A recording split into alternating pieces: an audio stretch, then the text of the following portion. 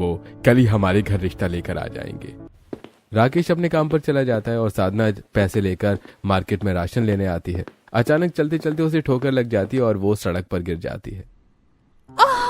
मेरा पैर। तभी वहां एक अमीर गोरा हैंडसम लड़का आता है और वो साधना को उठाता है। आपको लगी तो नहीं? तभी साधना इस लड़के को और ये लड़का साधना को, दोनों ही एक दूसरे की सुंदरता को देखते ही रहते हैं। कितनी सुंदर है ये, कितनी सुंदर है ये लड़की। वैसे तुम हो बड़ी सुंदर। क्या नाम है तुम्हारा? साधना। और आपका? मेरा नाम विनय है। तभी दोनों आपस में बातें करते हैं। साधना विनय को अपने बारे में सब कुछ बताती है और विनय साधना को अपने बारे में सब कुछ बताता है। थोड़े समय बाद, आपसे मिलकर बड़ी खुशी हुई साधना जी, संभल कर जाइएगा। तभी विनय अपनी कार में बैठकर वहां से चला जाता है। काश कि मेरी शादी विनय जी जैसी अमीर और हैंडसम लड़के के साथ होती। साधना वहां से चली जाती है।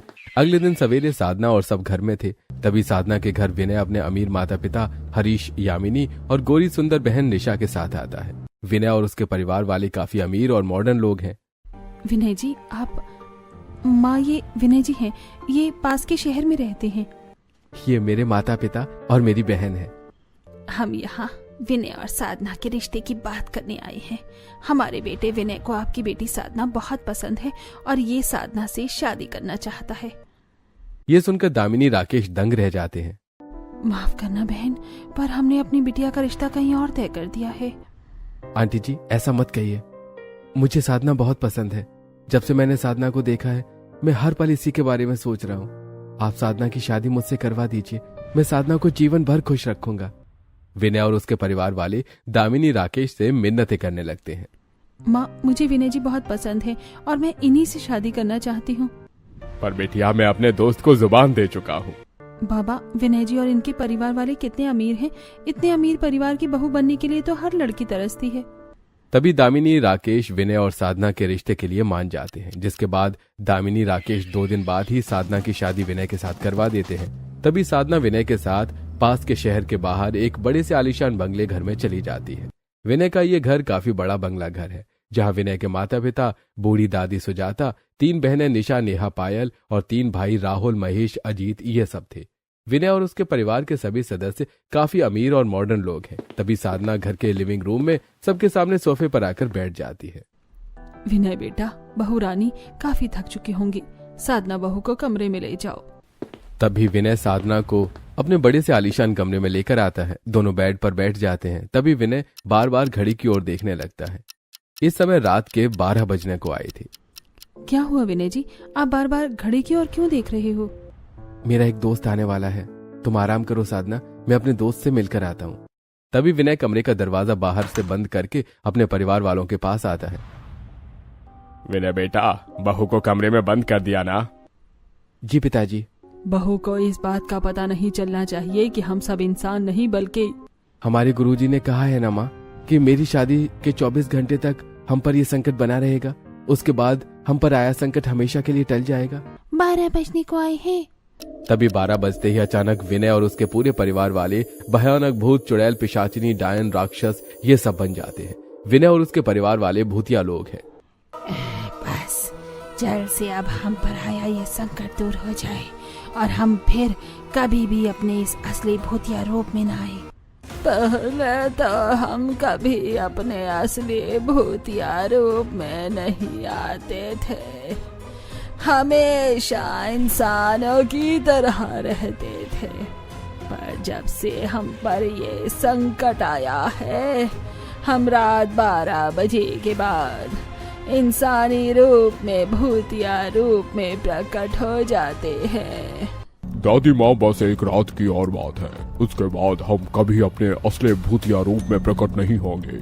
हमारे प्रेत लोक के भूतिया सरदार ने कहा था कि मेरी शादी अगर किसी इंसानी लड़की से हो जाएगी तो हम पर आया संकट 24 घंटे के अंदर खत्म हो जाएगा। विनय और उसके परिवार वाले इंसान नहीं बल्कि भयानक प्रेत है। इधर साधना कमरे में सोई हुई थी। अगले दिन विनय और उसके परिवार वाले वापस नॉर्मल इंसानों की तरह बन जाते हैं। तभी साधना कमरे से बाहर आती है और रसोई में जाकर सबके लिए चाय नाश्ते की व्यवस्था करने लगती है। दोपहर का समय विनय और सब घर के लिविंग रूम में सोफे पर बैठे थे और साधना रसोई में थी। विनय, मैं क्या कहती हूँ, तू बहू को उसके मायके छोड़ा।